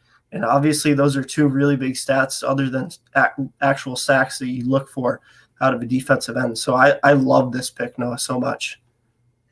I think you're right there, Garth. That prototypical pass rushing outside linebacker, which in a 3-4 is obviously very important. It's less reliant on defensive ends and more reliant on pass rushing outside linebackers. Like you said, this is a guy, I think he was, correct me if I'm wrong, Garth, I believe he was 3rd team All-ACC in 2019, and then last year he was 2nd team All-ACC. So this is a guy that's been recognized, by his conference, which, obviously Duke isn't the best team in the ACC by any means. There's a lot of stacked, really good players in that conference. Granted, most of them are on Clemson, but the fact is he was on a not really good team, and he impressed. And, he put up the stats like you said. He only had 3 sacks last year, Garth, but, I mean, it's a shortened season. He still had 8 tackles for loss. The season before that, Garth, I'm looking at his stats here. 13 and a half tackles for loss in 2019, 6.5 sacks. 2020, I was actually looking at the wrong stats. 2020, 12 and a half tackles for loss, 8 sacks. This is a guy that has shown he can produce as a pass rushing outside linebacker. I like the pick, Garth. Now, I'm not too sure. I don't know how bad your defensive line is, if it's, just kind of average or not good at all. So maybe you could weigh in on that. But to get another, pass rush on that offense or that defense, it can't hurt at all, can it? Right. And, we lost a few interior defensive linemen to free agency. We couldn't afford to re-sign them or just wanted to move on regardless. But, right now, kind of the projected starters that I'm seeing is obviously Joey Bosa. As I said, a guy, Uchenzu Nwosu, that a lot of Chargers fans love, that have shown us, things here and there that show he could be a very good pass rushing outside linebacker. And obviously, it's looking like Linval Joseph to play the nose tackle position. But, even if we were able to convert this guy to an outside linebacker, that definitely wouldn't hurt us at all. Who rushes the quarterback here and there. I just think that it's a really, really good depth pickup. And because of how late it is with the potential that he has shown, it's kind of, it's a really good pick because of where it's at. It's a position of need in terms of depth. We don't need him to start day one. So, there's no pressure on him to perform and to be productive day one. And we're not counting on him to come in and make an impact. So for those reasons, I did really, really like that pick. The next pick in round 5, Noah, we took offensive tackle Brendan Jameis out of Nebraska. This was kind of just, a depth pickup. I liked it. I watched some film on him. He's a very physical run blocker. I believe he mostly played left tackle, but obviously for us, that's going to be Slater's position. The reason that, I like this pick is because On the other side, our right offensive tackle is a guy in, Brian Bulaga, who unfortunately is a very, very good player when he's healthy, but he's shown his entire career that he struggled with injuries. So, it's a very good depth piece, and potentially he's going to have to fill in for Bulaga. I'm very happy with our starting five right now on offensive line, but it never hurts to have depth. You never know when you're going to have an injury. And unfortunately for the Chargers, it seems like everybody's always injured. So, for that, I liked it. I don't expect anything spectacular out of this guy. Like I said, just kind of a draft or a depth pickup rather. So nothing too flashy, nothing too fancy. Don't expect a whole lot. Just like it for a depth piece there. Yeah, Garth, I'm with you. And I think the important thing with the Chargers is they not only tried to address their starting offensive linemen, but they addressed the depth. They made a lot of great moves, Garth. Obviously drafting Slater, but in the offseason, they signed guys like Matt Fire and Ode Abuchi to fill in at guard. They signed Corey Lindsey, who was a first-team All-Pro last year. And then, obviously, you get another guy in I believe it was the 5th round, you said that they took him. Brian Bulaga, like you said, he's a good player, but he has, unfortunately, that injury label. So if you can get a guy in the 5th round to back him up with, maybe some upside, another solid pick right there. Yeah, another big body there to add depth to that offensive line and, potentially fill in for an injury. In the 6th round, we took a linebacker. This was kind of another just a depth addition for me here, Noah. Nick Neiman, linebacker out of University of Iowa. I watched the film on him. He seems like he's, a high motor player. He likes to, be around the ball, make a lot of plays. Nothing too flashy from an athletic standpoint. He didn't really show anything where he is, extremely talented, extremely gifted. I think it's just, a hard-nosed football, good work ethic. As I said, high motor player, definitely a depth piece, which, moving to a 3-4, we cannot have enough linebackers on the roster. I will say that I do really like a few linebackers we have on the roster, and Kenneth Murray and Drew Tranquil. I think both of those guys are upcoming young studs at the position. But, again, just another depth piece, Noah, to add to a very important position group in linebackers with this new 3-4 that we are going to be running. And for a 6th-round pick, Garth, just getting some depth on defense is never a bad pick, especially like you said, if they want to switch to a 3-4, a completely different system. Some depth, especially at linebacker, is very important. So, for a 6th-round pick, I think, a position of need for you guys, you really can't go wrong with that.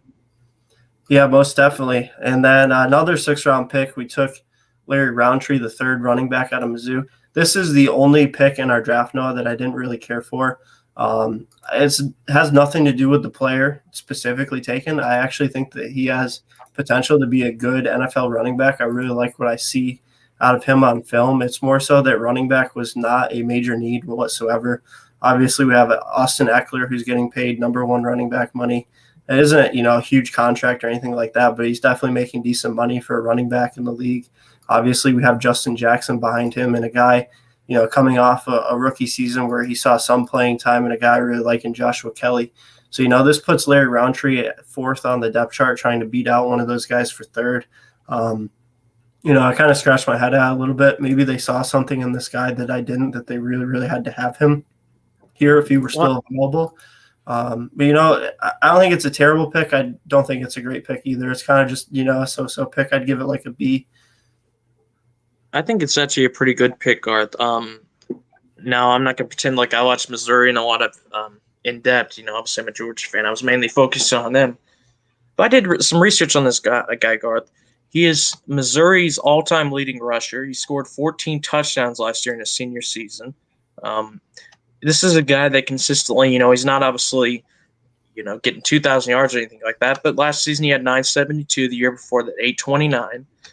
He had 1,200 yards in 2018, which was 4th in the SEC. This is a guy, Garth, a very consistent player. I think, like you said, the thing about this pick, and you got to remember, it's a 6th-round pick, so if he gets cut or whatever, it's not that big a deal. But he's in a lot of competition. Obviously, Austin Eckler, they committed to him. He's the main guy there. Now, we discussed him in the past. Can he be that true franchise running back and all that? But the fact is, they're paying him a lot of money to be the main guy getting the snaps. Justin Jackson and Joshua Kelly are going to be competing as well. So Larry Roundtree, he's not going to have a easy job, making this team, Garth. But I actually really like the player. I think he's got a decent amount of potential. He's shown he can produce at a high level in the SEC, which is not an easy conference to produce in. So we'll see, Garth. It's another one of those potential picks. If it doesn't work out, it's a 6th-round pick. Right. And, hopefully my biggest takeaway with it is I hope that he can really push, the 2 guys that are ahead of him, especially Justin Jackson, because that was a guy who's absolutely phenomenal coming out of college. He has shown some flashes for us here and there, but he has battled with some nagging injuries, nothing serious, just, minor stuff that pops up here and there that keeps his playing time limited. I feel like he hasn't lived up to his potential quite yet in the NFL, so I hope that pushes him. Like you said, even if he just ends up being a practice squad guy who we might bring up should somebody get hurt or something like that, it's just it's a late 6th-round pick. We don't have a whole lot invested there. But moving on to the 7th round and our final pick in this year's draft, we took Mark Webb, safety out of the University of Georgia. We'll be honest, this is the one guy that we drafted this year that I haven't taken the time to watch, any film on or get to know him really well. So I can't really weigh in on this pick. Obviously, it's a 7th-round pick. So we didn't really invest too much. But I'll let you, give your opinion on him, Noah. What do you think that we're getting out of Mark Webb here? Well, I'll tell you what, Garth. I think it's an interesting pick for a 7th-rounder. Now, you got to remember, Garth, Mark Webb barely played for us. He started a few games here and there, but it's not like this is a guy that was a consistent starter on our team for 4 years. He's a potential guy, like I said. You're drafting on potential. Now, he's shown a lot of flashes, Garth. I mean, he had an interception against Auburn last year. He had 9 tackles against Mississippi State. So he's shown he can, play at a high level against SEC competition, but he hasn't played a lot. Last season, he had 21 tackles and a pick, 3 pass deflections. You're not going to look at him and, see these stats just pop off the sheet at you or anything. But when he played, he was solid. So I think this is, at worst, he's a camp body. At best, maybe he can make it on a practice squad or something. I like him, Garth. Like I said, he didn't, play a whole ton or anything like that. But, he was a solid player when he played. He had some pretty good games. For a 7th-round pick, I'd actually be pretty satisfied with it because, low risk, pretty much no risk at all, and, maybe a pretty decent reward at the end. So yeah, I do like Mark Webb. He's just a bit of an unknown is what I'd say. Right. I do like the pick for the sake of it. It's a good depth addition. Behind Derwin James and Nasir Adderley, we really don't have anybody else that's a true safety on the roster. So, definitely from a depth standpoint, it helps. But yeah, kind of wrapping up the Chargers real quickly here, Noah. As I said earlier on when we first started going over the picks, really, really love this draft. I think we did really, really well. Absolute home run through the first 2. And we had some guys, later on in the draft that I really, really liked. So I honestly would give the Chargers an A overall. I think if you were to say an A+, that wouldn't be reaching. But yeah, I would go with the A personally. I'm really excited with this draft that we had. Really excited to get these guys into camp, see what they can do.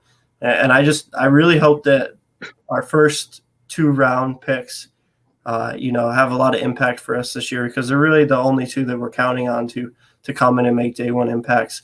I have really high expectations for Slater.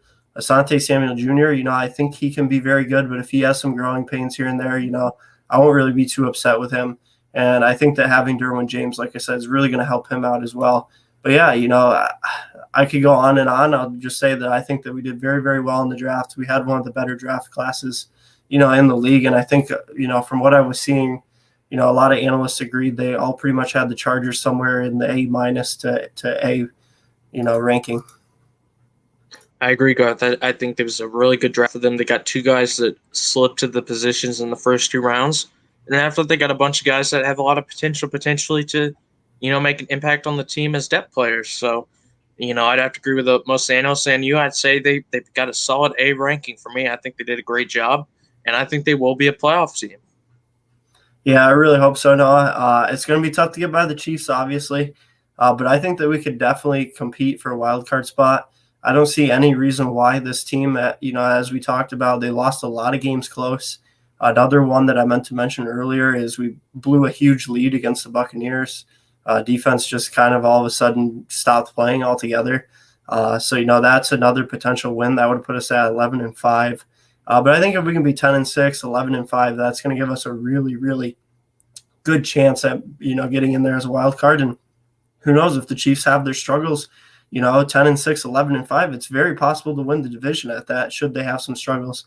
But just very, very optimistic, very hopeful. I think we should have a good year so far. Loving everything that we're doing. But with that said, Noah, let's go ahead. Let's get into your Falcons here, and let's kind of go over their draft this season.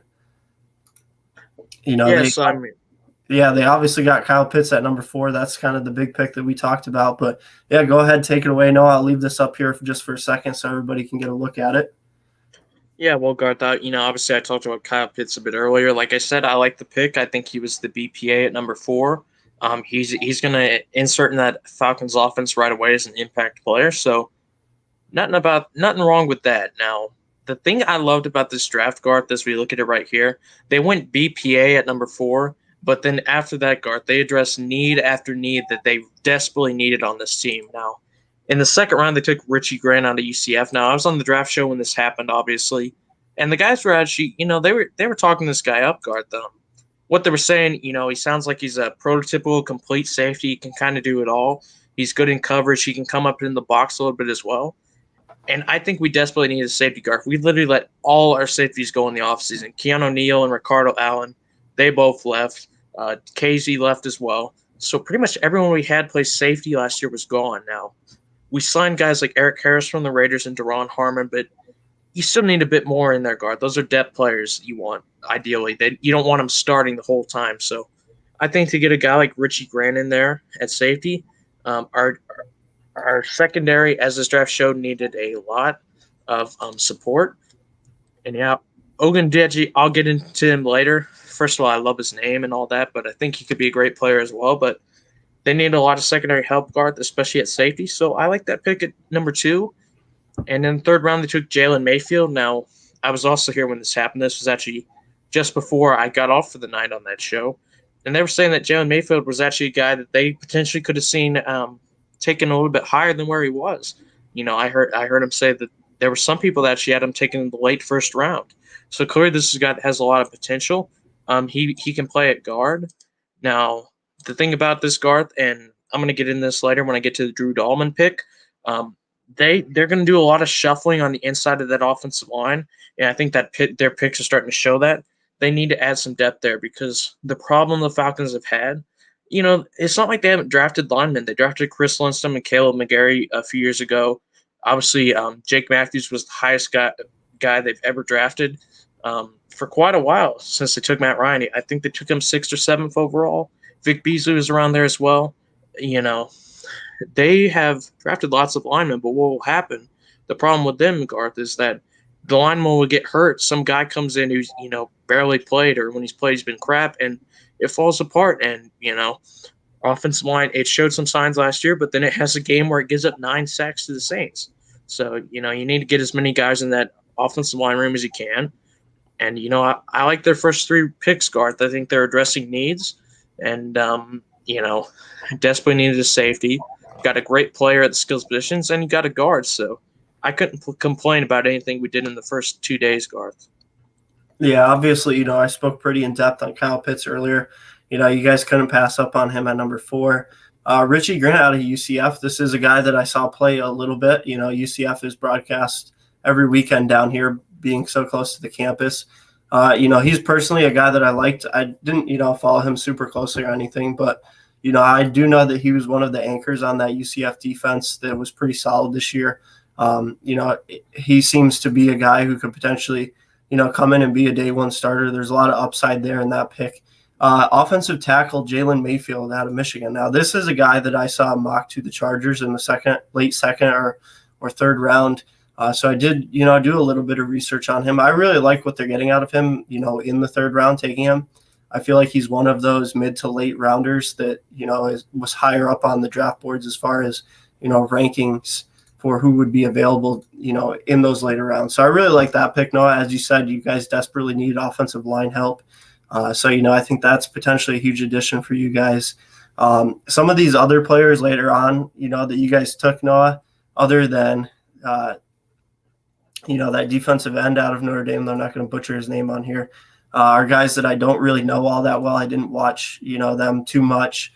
because they weren't mocked to the Chargers. I didn't really do a ton of research on them, but obviously the defensive end out of Notre Dame down there in the 5th round, that's a really, really good pick as far as I'm concerned. I did get to watch quite a bit of him. He's a phenomenal player. It's very similar to my Chargers taking Chris Rumph. There's a very, low risk, high reward there. So I did really like that pick out of you guys, Noah. And like you said, Noah, early on, you guys kind of got best player available, and the mid to late rounds, you guys filled positions of needs greatly. I think overall just a very good draft by you guys and a good start, headed into this next season. And I think the key thing for them, Garth, is they wanted to get as many bodies on the defense as they could, because obviously not only did the defense struggle last year, but they got a new defensive coordinator coming in, Dean Pease now. He's got a big task to fulfill with that defense, because obviously it wasn't very good, but it's been in that Dan Quinn system for years now. And you need to fix that, because obviously the system didn't work for us. Our defense was absolutely terrible for years. And what I like about Dean Pease, Garth, I got a little quote from him here from the Atlanta Falcons website. It says, when asked if the Falcons will employ a 4-3 or a 3-4 scheme, Pease says he gets asked that a lot, and he answers it by saying yes. So obviously a little funny quote there, Garth, but what he says basically is, he doesn't want to commit to a scheme. He wants to mix it up a little bit, be a bit unpredictable. And to do that, Garth, you need some versatile players. And I think what they wanted to do was get a ton of defenders in there. Obviously, you got to get another safety like Richie Grant in, because Keanu Neal was key to our defense, Garth. Obviously he's a safety, but what we really used him as a lot was that hybrid linebacker role where he comes into the box as that 8th guy, get some pressure, stuff to run and stuff like that. He was never a guy that was the best at coverage. So if Richie Grant can maybe do some of that as well, but he's an upgrade in coverage, I'll take that. And, they continued to add to the secondary. Obviously, they took Darren Hall in the 4th round. I really like him. Did a bit of research on him. He's a prototypical cornerback size, 6 foot tall. Really like that pick. Now, the Avery Williams pick from Boise State, it's an interesting pick because I think he's got a lot of potential. The problem I have with him is he's only 5'9", so obviously the size concerns. I want big corners, Garth. So when you have a guy that, it's fine if they're, prototypical size, but he's on the negative side there. So I want to see what they do with him. Bit worried about him, but like you said, Garth, they just added a lot to the defense. The thing about this Drew Dahlman pick in the 4th round pick, Garth, they got this pick from the Denver Broncos. They were at number 35 originally in the 2nd round. They moved down 5 picks to take Richie Grant. In the process, they flipped one of their 6th round picks for a 4th rounder and moved up 100 spots only to move down 5 picks. I thought that was great business. They took Drew Dahlman, the center out of Stanford. Now, what I'm hearing about Drew Dahlman, Garth, is they want him to play center, and they want Matt Hennessy, who they drafted last year, who's also a center, to move to guard. So I think that's going to be very interesting. I think Drew Dahlman is actually going to start for us day one. You're going to have a lot of young guys in this offensive line, Garth, especially with Alex Mack leading, who was our best offensive lineman, I'd say, our veteran. You're going to have, obviously, Jake Matthews. I think you can see Hennessy, Dahlman, Lindstrom, and McGarry. That's a lot of youth, Garth. 4 of those 5 guys we've drafted in the last 3 years. So there's a lot of uncertainty there. But,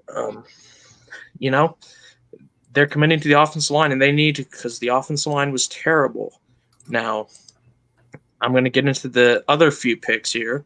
And obviously, I believe it was John who actually mentioned him. You just mentioned him as well. Our guy from Notre Dame, Atetokunbo Ogundeji. That's how I'm going to pronounce it. Probably completely wrong, but he's a guy that's got a lot of potential. And then they also got another defensive end from Texas and Taquan Graham. Our pass rush for years, Garth, has been terrible. I've complained about it consistently. They cannot get pressure at all, Garth. They've been consistently near the bottom in sacks and stuff like that. And other than that one really, really good year by Vic Beasley where he led the league in sacks, which clearly we see now was actually, a fluke. They have not had a premier pass rusher that can consistently get to the quarterback, Garth. They're consistently near the bottom of sacks. I believe last year they only had something like 16 or 17 total. And their sack leader, I'm just going to look it up real quick because it's really bad, was Deion Jones with 4.5. And obviously Deion Jones is a middle linebacker. He's not a pass rusher. So their best defensive lineman, Garth, is obviously Grady Jarrett, but he's not a guy you get for a pass rusher.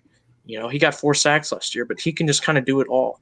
They need, stereotypical, prototypical pass rushers in there because I got to be honest, Garth, they signed Dante Fowler last offseason. He was our premier signing, I'd say, the offseason. He had 3 sacks last year, so he's got a lot to prove. They got 2 young guys in there that they drafted to give them a bit of competition. So, at worst, potential starters, but at worst, it's depth. So, for 4th and 5th round picks, I can't complain about that at all. Yeah, I think you guys, took a pretty good step in potentially improving both the offensive and defensive line. And obviously, that's both are huge areas of need for that Falcons team. And then, overall, you just add some depth pieces there in the secondary, and at the wide receiver position as well. So like I said, overall, a very good draft by you guys. I think that you addressed 2 of your biggest area of needs well in the offensive defensive line. And I believe that you guys got, some good depth pieces that could potentially, end up starting at some point. So, just like my Chargers, I think your Falcons did a very good job overall in this draft. I think that a fair ranking would be anywhere from a B to a A-, honestly, Noah, or even an A. Like I said, I haven't done a ton of research on all these players that you guys take, so it's, a little bit hard for me to give them a precise ranking, but I would say if you had them anywhere from a B to an A, that would be a fair assessment. I don't know if I'd go as far to give it an A, Garth, because I gave you guys an A, and I think your draft was probably a little bit better than ours, but I'm not complaining about our draft at all. I think for Terry Fontenot's first ever draft as our GM, he set the standard. He committed right away to getting Kyle Pitts. He didn't trade down when he didn't see an offer he didn't like. He stuck to his guns, and I respect that. And then after that, he drafted need after need after need. Obviously got in, like I said, Richie Grant at safety, which we desperately needed. Got in 2 offensive linemen, which we needed. Got in 2 cornerbacks and 2 defensive ends that we needed as well. And, in the 6th round, he gets a little, cheeky pick and wide receiver Frank Darby from Arizona State, who, I looked up his stats, Garth, because I didn't know a lot about him. Only had 6 catches for 46 yards last year for a touchdown. Apparently he didn't play a lot, but I'm going to assume this is a guy that they looked at has a lot of potential. And, he's a 6th-round pick, so if it doesn't work out, or was he 6th round? Yeah, he's a 6th-round pick, sorry. So if he doesn't work out, that's fine. But the key thing for this guard, they got a lot of players in positions that they needed. They got what I'd say is probably the best skills position player in the draft. Could arguably be the best player in the draft. We'll see what he does in Kyle Pitts. And then they got, 9 picks, Garth. They had 2 fourths, 3 fifths, and a 6. So, a good bit of quality and quantity. In my opinion, I would probably give it about a B+ or an A-. I was actually really happy with this draft, Garth. Got a great player in the 1st round, and after that, just, team need after team need after team need. Yeah, I think personally what excites me most for Kyle Pitts going there to your Atlanta Falcons now is just, how much talent they do have at the skill position. Obviously, this is – first of all, it's a guy who's hard to cover regardless because, as we said earlier in the show, absolute mismatch nightmare. But 2, you can't key in on this guy because you still have – as of now, you have Julio Jones, you have Calvin Ridley, you have Hayden Hurst, obviously Matt Ryan under center throwing the ball to these guys. You cannot key on Kyle Pitts. So I think just the combination of where, teams can't go in every week and say, all right, we're just, we're going to do everything in our power to stop Kyle Pitts and Matt Ryan, I think that is a perfect recipe for him to have a really, really good rookie season and have, a pretty solid impact for you guys. But, I got to agree with your assessment, Noah. Like I said, just overall a very, very good draft by you guys. I think that we both can be very excited and optimistic for, the rest of our offseason and moving ahead into next season. Yeah, Garth, and I'm really glad you mentioned Matt Ryan because I almost forgot a key point I want to throw in at the end. I didn't want to mention it with the rest because it wasn't draft related, but undrafted free agents. We got your guy Felipe Franks in at quarterback. I really like that. That could be a lot of.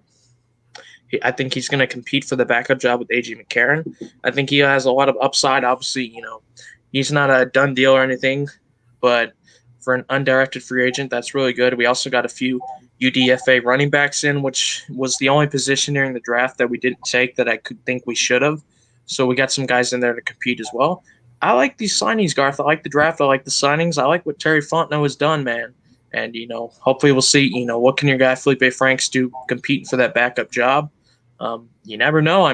If Matt Ryan's only got 2 years on his contract, if he does really well, he could be our future starter. Obviously, that's jumping the gun a lot, but, I'm sure a big fan of him as well.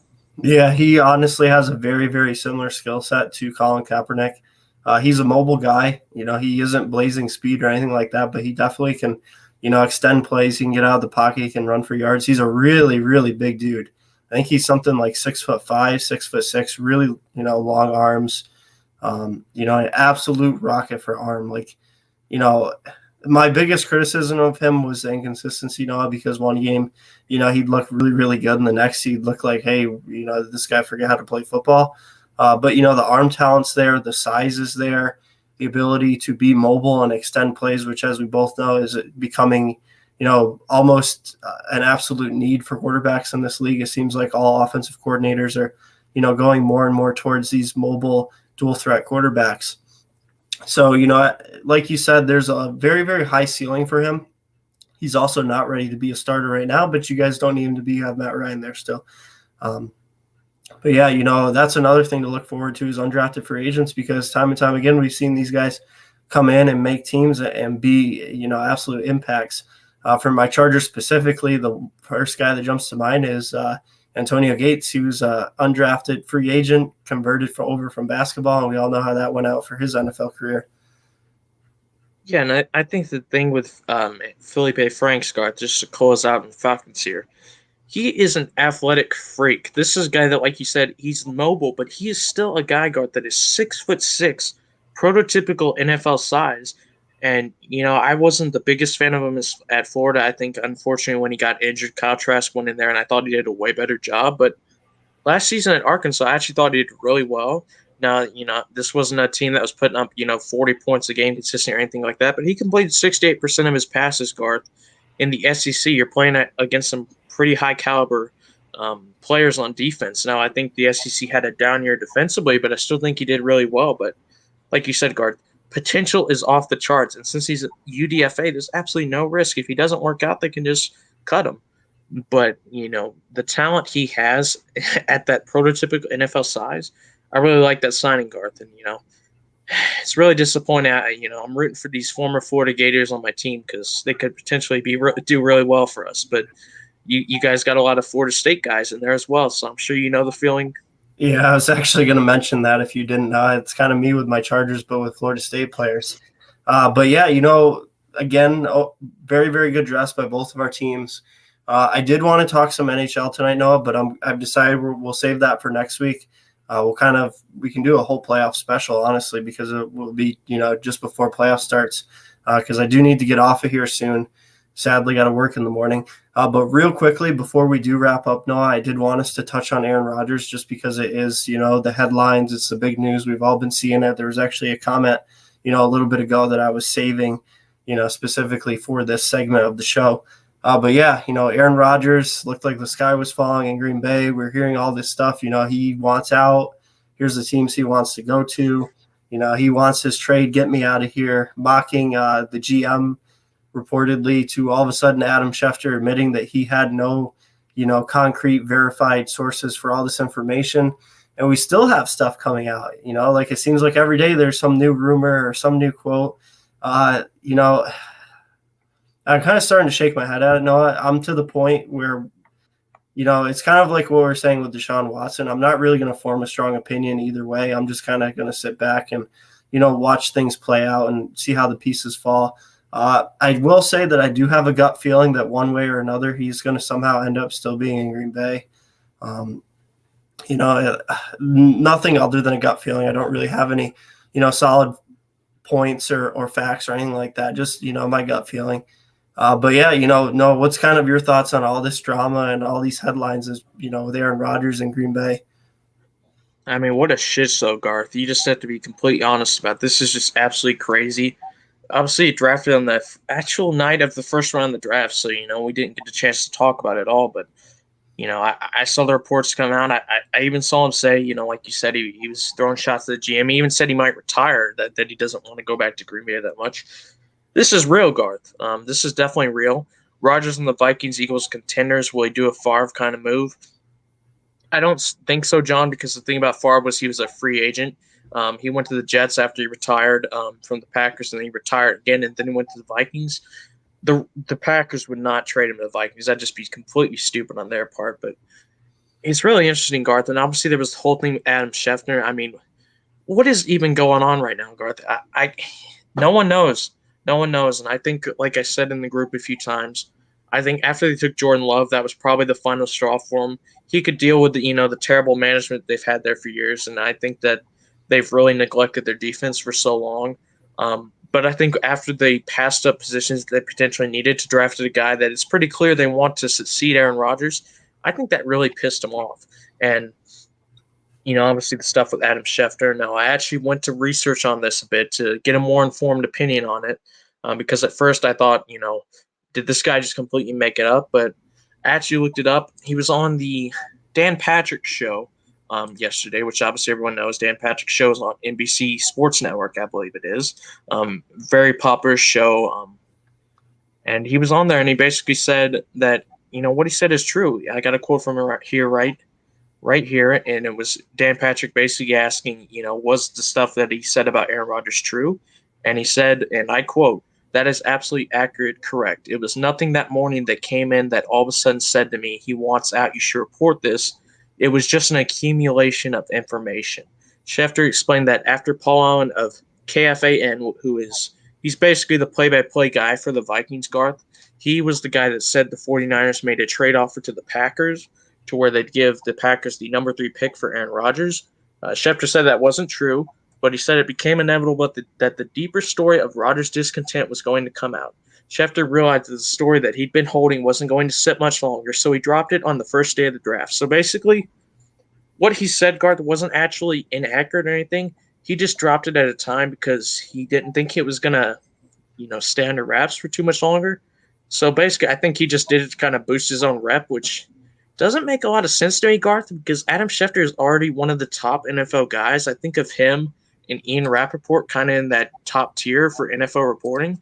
So I'm not really sure why he'd want to be the guy to, break this news. But at the same time, Garth, the weird thing about this is, sure, it's a little shocking, but I don't think it's breaking news that Aaron Rodgers is unhappy.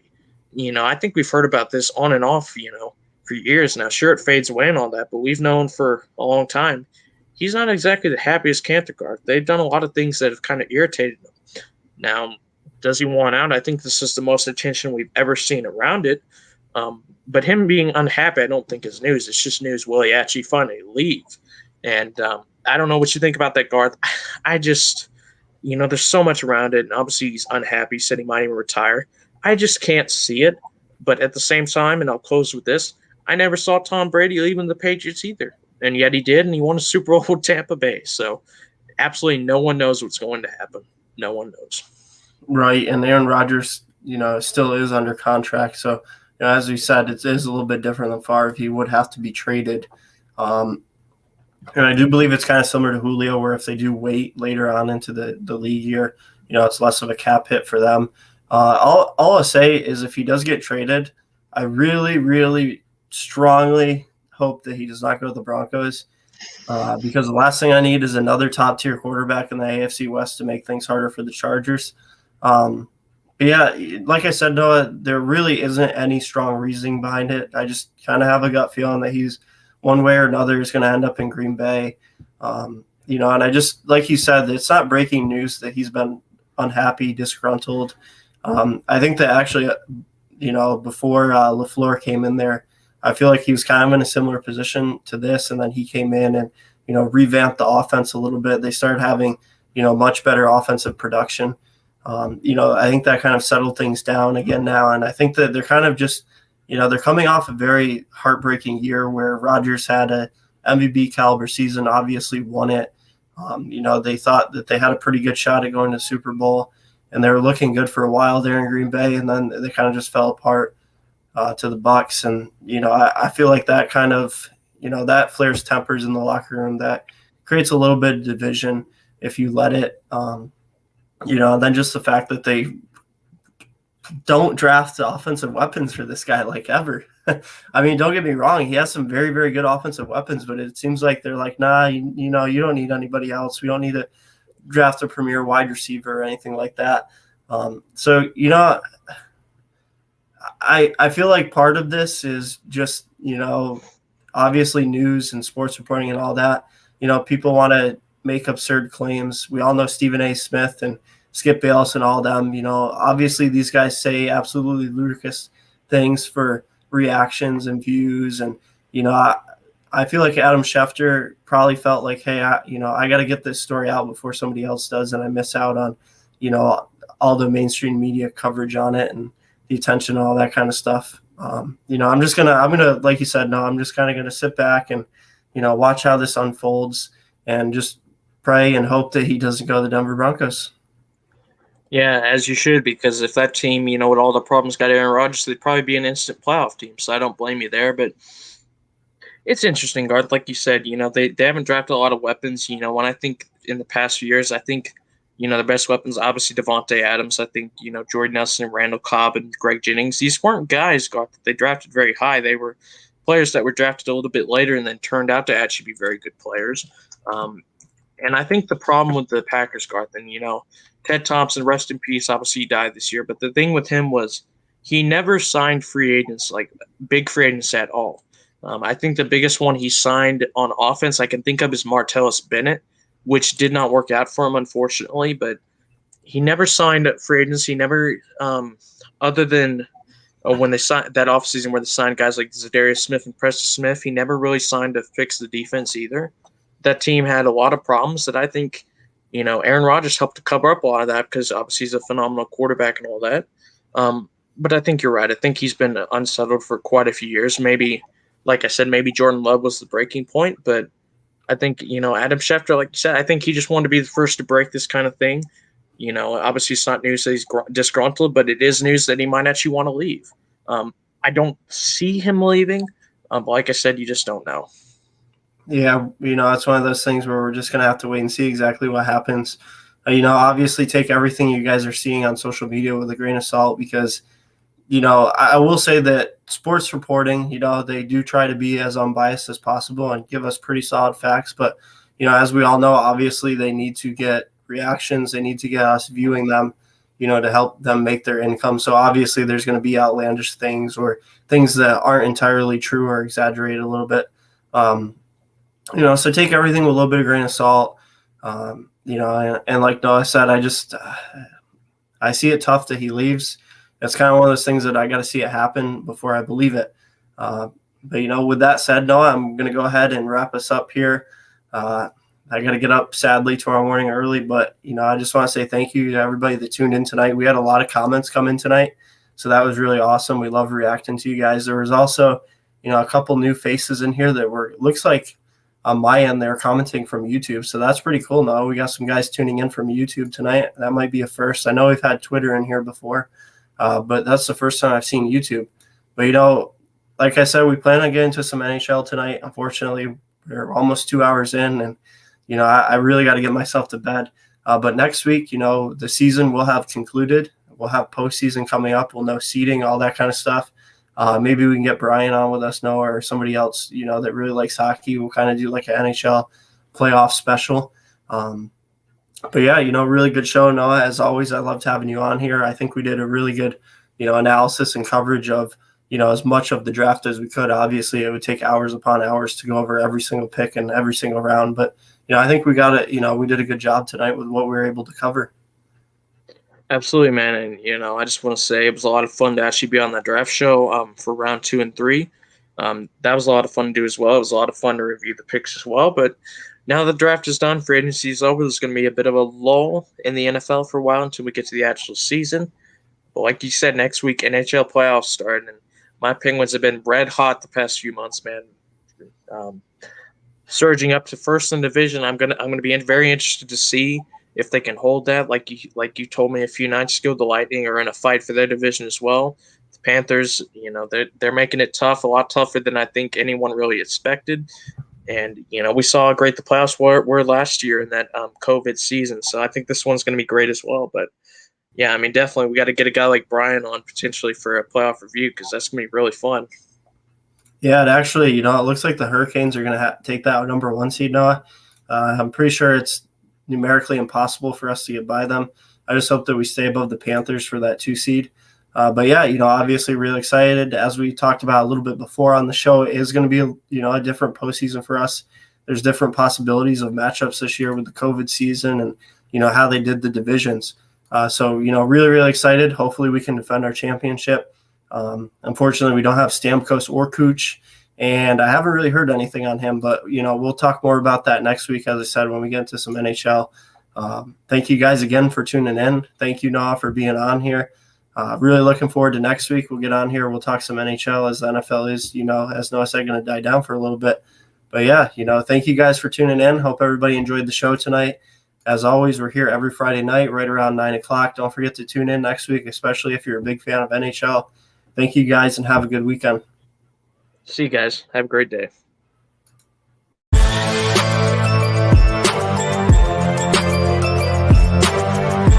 Thank you for watching this episode of Sweet Tea on the Sports Box.